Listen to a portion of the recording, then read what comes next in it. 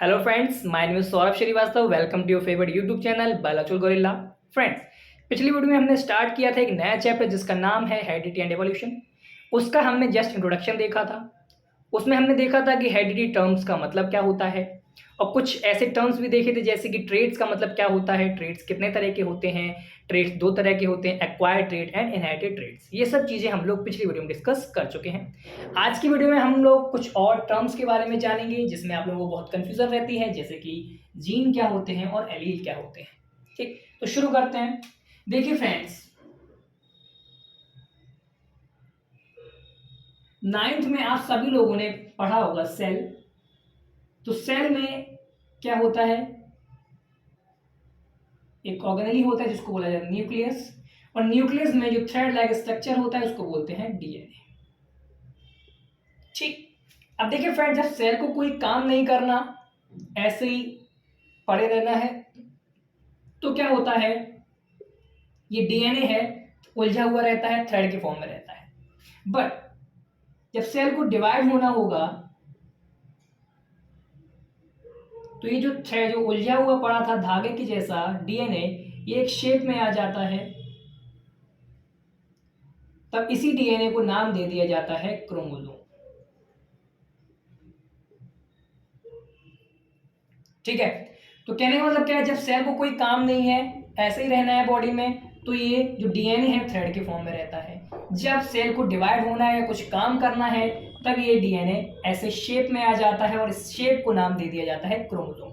तो डीएनए और क्रोमोसोम एक ही चीज है, बट डीएनए क्या है, डीएनए थ्रेड के फॉर्म में रहता है, क्रोमोसोम एक ऐसे शेप में रहता है। ओके, अब देखिए, अब बात करते हैं जीन क्या होता है।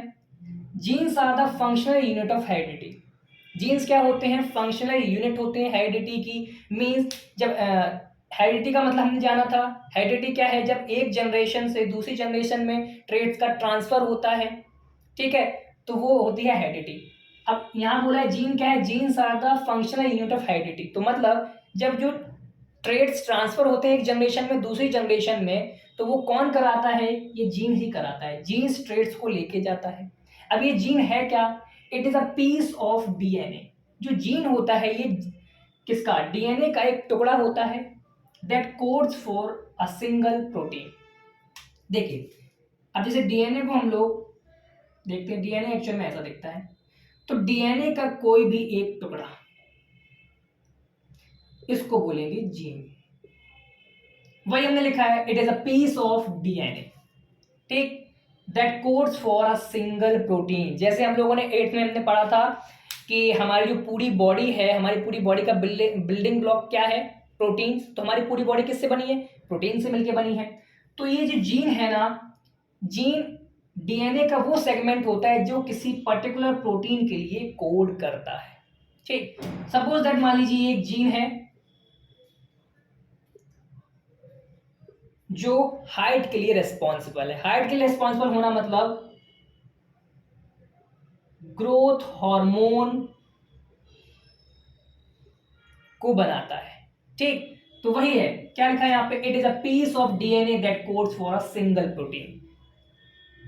तो डीएनए का एक टुकड़ा जो किसी सिंगल प्रोटीन के लिए कोड करता है, उसको बोलते हैं जीन। और यही क्या है, यही फंक्शनल यूनिट है किसकी, हेरिडिटी की। हेरिडिटी में क्या होता है, एक जनरेशन से दूसरी जनरेशन में ट्रेड्स ट्रांसफर होते हैं। तो किसी एक ट्रेड को जो ट्रांसफर कराएगा, अब जैसे जब रिप्रोडक्शन होगा तो माता पिता से दो काफी सारे ट्रेड्स ट्रांसफर होंगे, काफी सारी खूबियां ट्रांसफर होंगी, पर किसी एक ट्रेड को ट्रांसफर कराएगा, उसको बोलेंगे जीन। ठीक है, तो जीन एक ऐसी चीज है जो किसी एक ट्रेड को एक जनरेशन से दूसरी जनरेशन में ले जाती है, वही हमने लिखा है।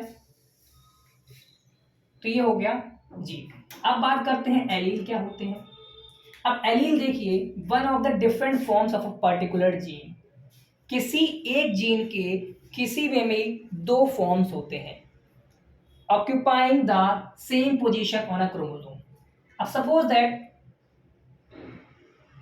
हम सभी जानते हैं हमारी बॉडी में जो क्रोमोसोम्स हैं वो पेयर्स में रहते हैं। तो मान लीजिए ये भी पेयर्स में है क्रोमोसोम। जैसे हमने यहाँ पे लिया था हाइट वाला जीन, तो हाइट के लिए दो तरह के जीन किसी की भी बॉडी में मिलते हैं। तो वही लिखा है, different forms of a particular gene. जैसे हमने यहाँ पे बात की, एक पर्टिकुलर जीन है किसका, हाइट का, occupying the same position on a chromosome. तो यहाँ पे देखिए क्रोमोसोम पेयर्स में है, तो एक हाइट का ही जीन है, बट हाइट के एक जीन ने इस वाले क्रोमोसोम पे ऑक्यूपाई किया है और इस वाले, और एक जीन ने ये वाला क्रोमोसोम ऑक्यूपाई किया है। अब मान लीजिए इस वाले को रिप्रेजेंट करेंगे कैपिटल टी से, इस वाले को स्मॉल टी से, तो इनको क्या बोलेंगे, ये क्या है, अब ये जो कैपिटल टी और स्मॉल टी है ये क्या है, ये है एलील। तो वही लिखा है one of the different form, ठीक है, दो form, different forms of a particular gene, किसी पर्टिकुलर जीन के दो डिफरेंट फॉर्म्स जो ऑक्यूपाई करते हैं सेम पोजीशन ऑन क्रोमोसोम। देखिए सेम लेवल पे है ना दोनों, जिस लेवल पे कैपिटल टी है उसी लेवल पे स्मॉल टी है, तो पोजीशन जो होगी इनकी क्रोमोसोम पे सेम होती है।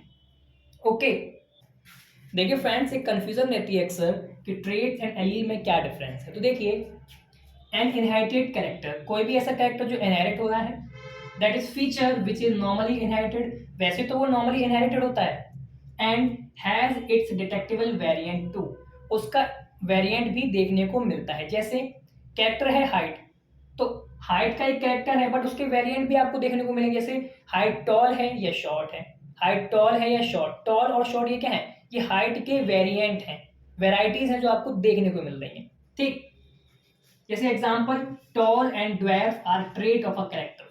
जैसे मान लीजिए एक कैरेक्टर है हाइट, तो उसके दो वेरिएंट टॉल और ड्वार्फ, इन्हीं टॉल और ड्वार्फ को क्या बोलेंगे, ट्रेट्स।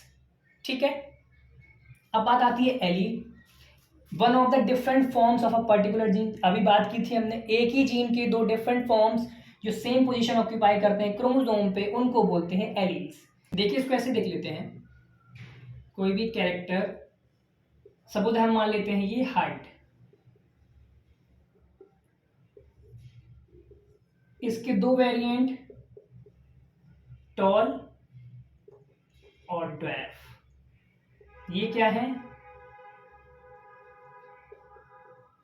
इनको बोलेंगे ट्रेट्स। अब कोई भी एक जीन, सपोज दैट हाइट का ही जीन है,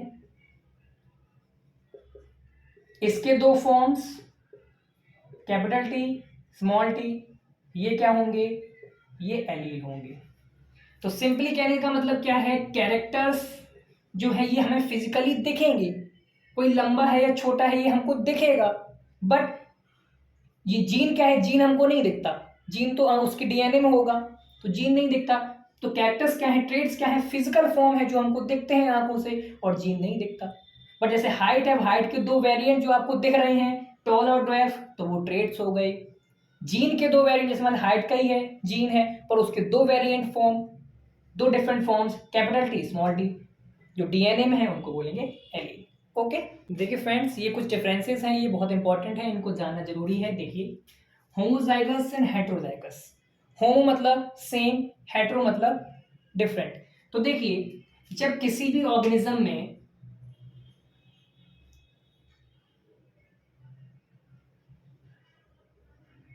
दोनों क्रोमोसोम पे सेम सेम एलील हो,